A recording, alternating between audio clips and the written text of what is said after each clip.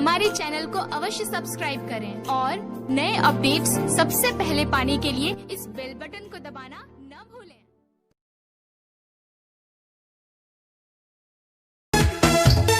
लहे लहे कमर हिला बैठी गे पूरा मिथला में गला उड़ा बैठी गे लहे लहे कमर हिला बैठी गे सिंगिंग बाय प्रिंस एरिया। छौरी गई ही बंगाल से तू नाचे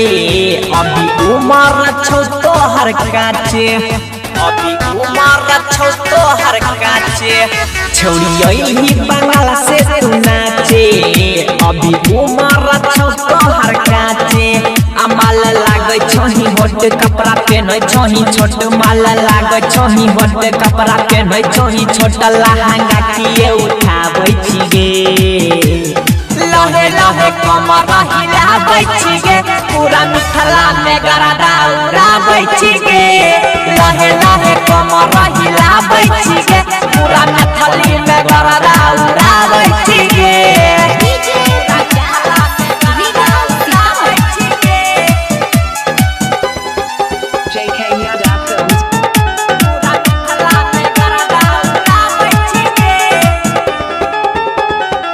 नाच छही माला सभे से हट के मजा ले छही सभे छोड़ला में सट के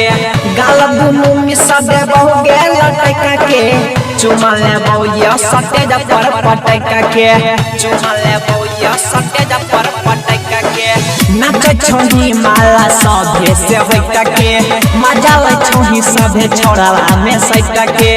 गाल दुनु में सभे बहु गेल लटक के चुमा ले बौया सटे ज पर पटक के माला छही छौरी ताजा हमरा लई देने मजा माला छही छौरी ताजा हमरा लई देने मजा दिलावा के तोरा पाबै छी गे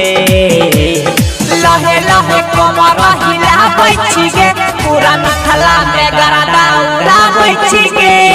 लहे लहे कमर हिला बैठी गे पूरा मिथली में गरदा उड़ा बैठी गे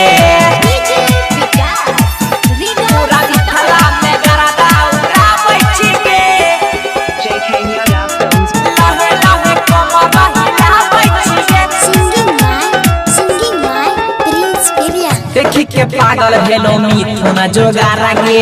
खोल के देखा दे देतौ न मरी हजारा गे मांगे छोराई टडल छमन उधार गे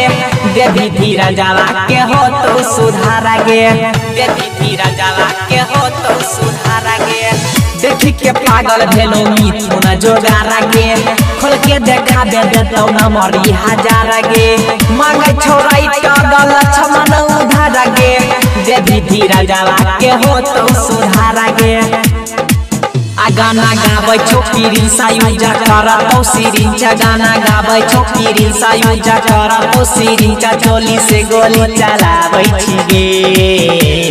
लहे लहे कमर हिलाबै छी गे पूरा मिथला में गरदा उड़ाबै छी गे लहे लहे कमर हिलाबै छी गे